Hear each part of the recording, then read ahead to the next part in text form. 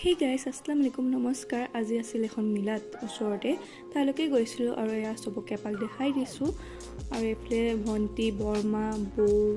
এয়া বা এফালেও বা আৰু এয়া সব পৰিয়ালৰে আৰু এফালে সবকে এবাৰ দেখাই দিছোঁ